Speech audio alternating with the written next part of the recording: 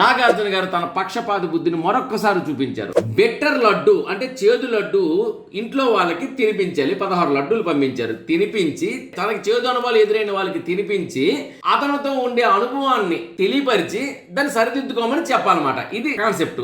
దీంట్లో అందరూ బెటర్ లడ్డు తీసుకున్నారు, చేదు అనుభవాలు ఎదురైన వాళ్ళకి ఇచ్చారు, తినిపించారు, ఒక సజెషన్ చెప్పారు.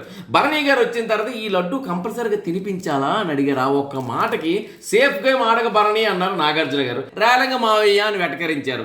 కానీ అతను లడ్డు తినిపించినంత వరకు ఒప్పుకోలేదు. ఆఖరికి ఆయన సంజన గారికి తినిపించారు, ఆ విషయాన్ని చెప్పారు, కూర్చున్నారు. తర్వాత మాధురి గారు వచ్చి ఇదే మాట అనేసరికి అంటే నాకు ఎవరితో అని చేదనుభవం లేవండి అంటే ఓకే అన్నారు నాగార్జున గారు. ఆఖరికి తనుజ ఒట్టి సేఫ్ గేమ్ అంటున్నా సరే ఆ మాటలు ఖండించి కూర్చోండమ్మా అని చెప్పారు. అంటే 6 వారాల క్రితం వచ్చి అందరితో బంధాలు ఏర్పరచుకున్న భరణి గారికి ఒక న్యాయం, నిన్న కాక మొన్న వచ్చి తెగేసి మాట్లాడిన మాధురికి ఒక న్యాయమా అంటూ బిగ్ బాస్ అయిపోయిన వెంటనే ఆడియన్స్ ఫోన్ చేసుకుని మరి నాగార్జున గారి కోసం ఇదే మాట అంటున్నారు, పక్షపాత బుద్ధి ఉంది ఎందుకు అని.